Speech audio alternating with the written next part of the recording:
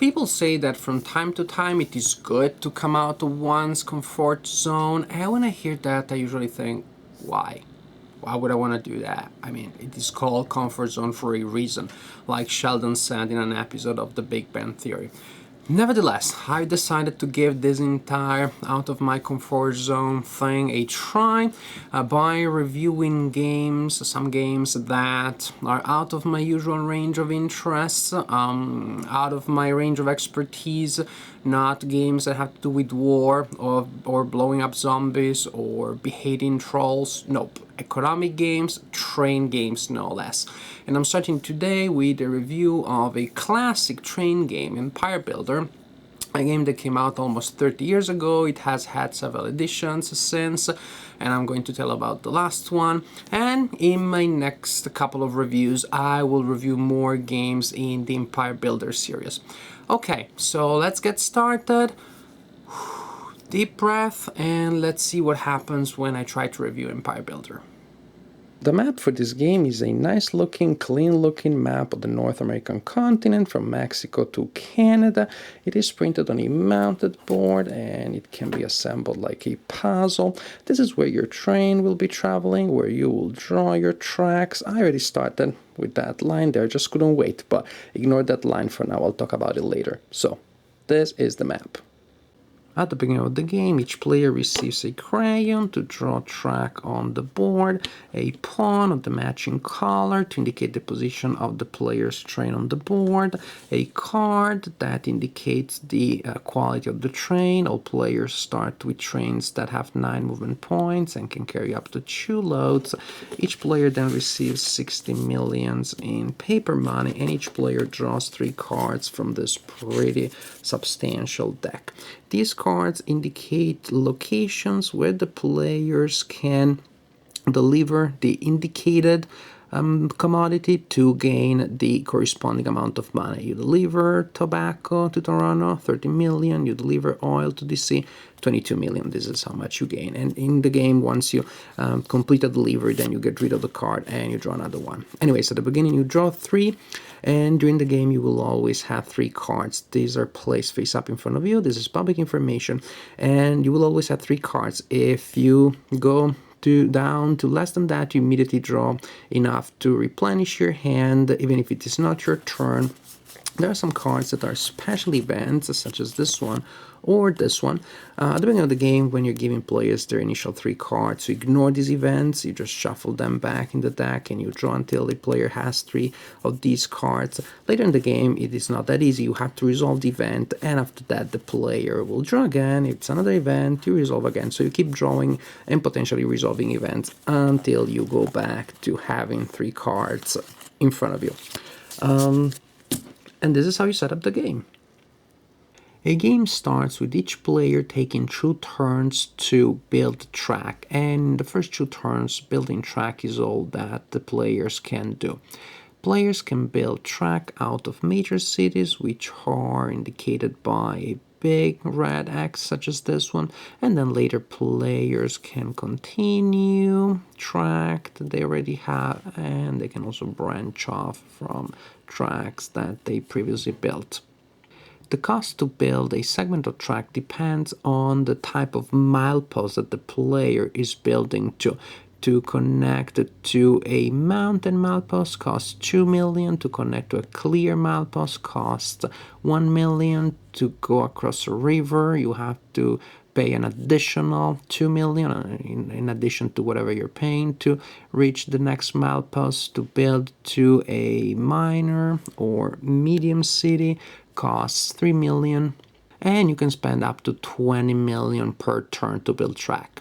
What players are trying to do is to connect the cities that produce valuable commodities with cities that are willing to pay to have those commodities delivered there. And this, of course, according to the cards that the players received earlier. The type of commodity produced by each city is indicated on the board itself. For Birmingham produces iron, for example. Knoxville produces machinery, imports, and fish in Norfolk. After 2 turns of building track, players start with the regular turns. They place their pawn, indicating the position of the train, on a milepost of any one major city. Then, during a regular turn, they will start with a movement phase, during which they can move their train by a number of mileposts up to the number indicated on their train card. In this case, for example, I can move this guy by 1, 2, 3, 4, 5, 6, 7, 8, 9. When during movement you enter a city that produces a commodity, you can load that commodity on your train for free, like in this case, and you can carry up to the number of commodities indicated on the train card. In this case, suppose that this player is trying to deliver oil to DC, then next turn he could move 1, 2, 3, 4, 5, 6, 7. He picks up oil in Dallas. Picking up goods is for free, and then he still had 2 movement points that he can spend starting to travel back. Unless you're using an optional rule, you cannot invert the direction in which your train is traveling until you reach a city, and you can just pick up goods, drop them off for free. There is no limitation, no rule about it. The only limitation is the number of goods that you can actually have on your train. And then in later turns, this train will slowly make its way to DC, and there it will deliver the oil that will be removed from the train card. The player will receive 22 million, will get rid of this card and draw a new one. As you can see, tracks of different players can intersect each other, but they cannot join the same 2 mileposts. For example, the green player would not be able to connect these 2 mileposts already connected by the blue players. But as I said, tracks can intersect. You can even travel on other players' track, but it costs money. You're renting the track, and usually you should try to avoid that at all costs. After the movement phase, in which you travel, pick up goods, deliver goods, then you have another building phase. So each turn you still get a chance to spend up to 20 million building new tracks. During your turn, instead of building new track, you can choose to upgrade your train, but upgrading a train costs 20 million, so it is not something you should do lightly. You can upgrade your initial train by replacing it with one of these 2 trains. You choose which one. You can choose a train that goes faster, moves up to 12 mileposts per turn, but still only carries 2 commodities, or you can choose a train that goes just as fast as your original train, but now can carry up to 3 commodities. Once you have one of these 2 trains, then you can upgrade that train in a later turn. And if instead of building track you again spend 20 million to upgrade your train, you can replace either of these trains with this guy here. That is the best train in the game because it can move up to 12 and carries 3 commodities. And the game continues like this until one of the players has met the 2 victory conditions that are in this game. One is that a player, in order to win, must connect the 6 of the 7 major cities that are on the board. Here you only see 4, but trust me, there are 7. If you connect 6 of them with a single railroad, well, you're halfway to win, because then you also need to have 250 million cash. If you manage to do so before the players do, then you're the winner of the game. So what do I think about this game in the end? Echoing what other people have said already, this game to me has a problem which is in downtime. When other people are playing, there isn't really much that you can do. You can plan your next move, but sometimes your next move is pretty obvious, so it doesn't take you long to figure that out, and then you have to wait until the other people are done. And because of this, I usually play the game with 2 or 3 players. I never felt the urge of playing it with 4 players or more, just because each player that you add makes the game and the downtime longer. The game has a mix of skill and luck.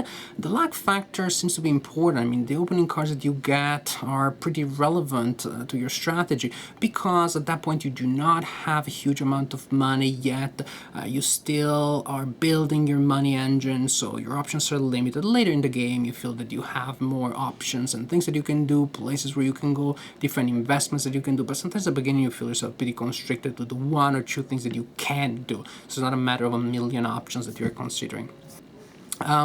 This is a game that is not very confrontational. Yes, there are times in which you may be able to occupy a line of clear mileposts that goes through the mountain, and you build track there, and then the players are forced to build on the mountains, and that of course is expensive and damages them. But apart from that, it feels that players are playing pretty much by themselves. Okay, you can rent other players' tracks, but it's always better if you don't, because it's just better that way. So you're still trying to play as if the other players are not there. And because of this game in my household is mainly play with your spouse game. My wife doesn't like games that are very confrontational. She likes games where I do my thing, you do your thing, and let's see who meets the victory conditions first. And this game works pretty well that way. So we played in that fashion. I would say that when I'm looking for a play with your spouse game, or when I'm looking just for a challenge of a game that is very different from the ones that I usually play, to me Empire Builder is a reasonable choice.